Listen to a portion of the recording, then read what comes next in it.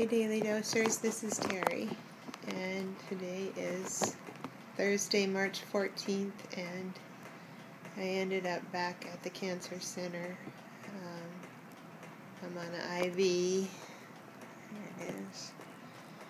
I've been vomiting since about 1:30 a.m., so they put me back in to put some nausea medicine into me and some fluids because I got dehydrated, so